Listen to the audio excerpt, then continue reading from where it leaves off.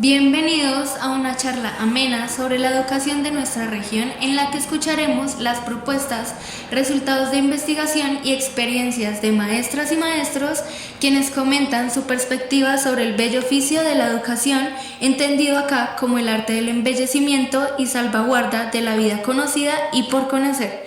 Comencemos. Bienvenidos a Bademecum Educativo, el programa donde los maestros son los protagonistas y nos cuentan cómo han sido sus primeros años de formación, sus inquietudes intelectuales recientes y cuál es su perspectiva acerca de la relación de la educación con el cuidado de la vida. Seguimos con Lorena Giraldo, invitada especial desde el departamento del Cauca, desde Santander de Quilichao, un municipio del sur de Colombia. Nos está contando en la primera sección su vida personal y pasamos a que nos diga cómo fueron sus primeros pinitos en la docencia y cuáles son sus estudios posteriores a la carrera profesional y en qué está actualmente pensando, qué escribiendo, cuáles son sus temas de interés. Lorena, gracias por estar en Bademecum Educativo. Bueno, ustedes por la invitación. Bueno, digamos que a los primeros pinitos llegué a la docencia, a una institución educativa donde me ofertaron inicialmente unas asignaturas de proyecto.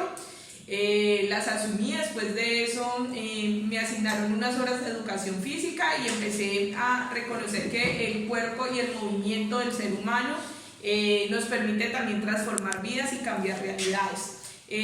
Aquí inicié en la docencia, aquí empezó el gusto por mi profesión. Nunca pensé realmente que la fuera a ejercer. Sin embargo, desde ese momento siento que está en mis venas y que no me veo haciendo otra cosa que no sea compartir un espacio educativo. Ese fue una cuestión de azar de la vida. Te enamoraste de la profesión y saltas después a hacer los estudios profesionales de los que hablamos extra micrófono. ¿Cómo fue ese paso de la licenciatura en pedagogía, en este caso educación física, dónde la hiciste y cómo saltas a hacer tus estudios de posgrado? Bueno, yo realicé la licenciatura con la Universidad de Francisco de Paula Santander en convenio con una universidad aquí en Cali. En ese tiempo el programa estaba a distancia, estudiaba solo los sábados la licenciatura. Entonces, cuando yo empecé a trabajar, estaba como más o menos en séptimo semestre de la licenciatura. Era en una zona rural, en una comunidad indígena, NASA, en el municipio de Jambaló, también del departamento del Cauca. Y cuando yo terminé la licenciatura me di cuenta que quería seguir estudiando y realmente mi gusto por la investigación nació en la tecnología, se fortaleció en la licenciatura y entonces quería seguir estudiando. Un profe de la licenciatura me recomendó, me dijo: tienes potencial, continúa tus estudios, no te detengas, y eso fue lo que me llevó como motivación a hacer la maestría en educación desde la diversidad con la Universidad de Manizales. Siento que esa maestría me permitió encontrar lo que realmente me gusta y me moviliza, y es el sentido social. Siento que estoy para apoyar, para reconocer y para atender la diversidad en los diferentes contextos educativos. Entonces ha sido una experiencia muy enriquecedora, muy bonita a nivel académico. Y como les dije en un inicio, me he considerado siempre una persona inquieta, no solo desde el movimiento, sino también desde lo académico. Entonces, una vez finalicé la maestría, tuve la oportunidad de empezar a trabajar en la docencia universitaria en diferentes universidades aquí en la ciudad de Cali. También pues como docente, pero también en cargos administrativos. Considero que esta experiencia ha sido muy bonita porque me permite reconocer, bueno, he estado en diferentes escenarios de la educación y ya he reconocido dónde quiero estar, y es efectivamente en la docencia universitaria.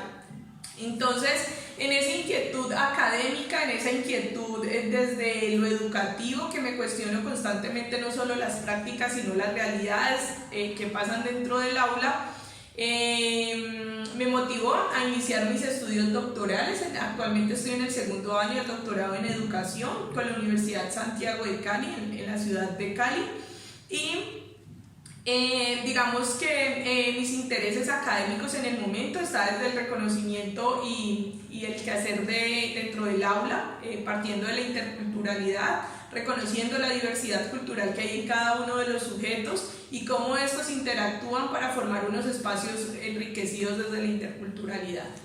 Lorena, has mencionado que llegas a la docencia con un sentido de servicio social. Cuéntanos un poquito de eso, porque está muy relacionado con los estudios que has hecho de posgrado. Sí, yo siento que, digamos, el sentido social ha estado muy presente en mí porque soy consciente y he visto las brechas de desigualdad en mi departamento, en diferentes ciudades, con diferentes personas, aunque soy consciente de que no puedo hacer cambios estructurales para disminuir esa brecha de desigualdad. Soy consciente de que desde mi quehacer pedagógico puedo transformar vidas y puedo transformar realidades que aportan y ayudan a disminuir un poquito esa brecha de desigualdad. Es decir, soy una persona convencida de que el quehacer pedagógico transforma contextos, transforma vidas, transforma realidades, y desde esa transformación podemos ayudar a potencializar la riqueza que tenemos dentro del aula, y eso nos va a ayudar a que se consiga un mundo de manera diferente y que podamos aportar a disminuir esa brecha. Lorena, cuéntale por favor a la audiencia, en la experiencia que tienes, que ya no es poca, ¿cuáles son esas brechas de desigualdad que has encontrado más marcadas, a las cuales puedan apuntar la escuela, la educación, para intentar minimizarlas, hacer una sociedad más equitativa? Pues el acceso a la educación, consideramos, pues es un derecho vital, y muchas personas no pueden acceder a la educación. Como les dije, trabajé en un resguardo indígena donde los niños tendrían 2-3 horas para caminar. Algunos podrían tener caballo, otros no, simplemente era caminar esas 2 horas. Otros chicos que estaban supremamente más lejos y no podían acceder a la educación, sin embargo iban un día a la semana, y ese día se quedaban todo el día en la institución, y lo que uno más les pudiera explicar pues lo aprovechaban, porque pues estar caminando todos los días 5 o 6 horas pues es difícil. Muy difícil. El transporte también es complejo, porque al ser una zona rural pues son vías terciarias que están afectadas por los cambios climáticos, y esa época de invierno se hace casi que intransitable, si es verano un poquito. Entonces, mira, el acceso a las condiciones básicas, a los derechos básicos como la educación, también digamos que las instalaciones y los espacios donde se genera el acto educativo oficial, digamos como las instituciones educativas, unas condiciones bastante tristes. Maestra, todavía muy marcada la diferencia entre las capitales en nuestros países y las zonas rurales, las zonas apartadas de las capitales. Total, claro que sí. Y ahorita desde la docencia universitaria uno también reconoce eso ya en el nivel y en el desempeño académico de los estudiantes, ¿no? Cuéntanos un poquito de eso, amplíanos un poquito de eso, maestra. Ok, trabajo en una universidad que se llama la Institución Universitaria Antonio José Camacho. Es una universidad de carácter público, es digamos como la Universidad Pública de Santiago de Cali. Aún así se sostiene es por sus matrículas, no porque tenga subsidio pues, o ingreso a nivel pues, público. Es una universidad de puertas abiertas al ser económica, y al poder acceder también a los diferentes programas de gratuidad que tiene el gobierno, pues llegan estudiantes de diferentes zonas del país, sobre todo Cauca, Nariño, Chocó, Valle del Cauca, zonas lejanas, zonas remotas como Tumaco, Bocas de Satinga, Balboa, bueno, en este momento se me escapan otros, pero son municipios que quedan muy lejos. Los estudiantes pueden gastar entre 18 o 20 horas para llegar aquí a la ciudad de Cali. Entonces uno ve en ellos y se refleja, claro, unos niveles de comprensión que para la edad y para el contexto de educación superior pues necesitan refuerzos, ¿sí? Aún así la universidad ha diseñado un programa, un PMA, programa de mejoramiento académico, donde refuerza, digamos, esas competencias básicas que deben de tener los estudiantes. Para nosotros sería muy fácil crear un examen de ingreso, ¿cierto?, de selección de los estudiantes, pero también desconocemos la realidad, sería desconocer las realidades de nuestro país y darnos cuenta que son muchos estudiantes los que no podrían acceder porque se pone un filtro.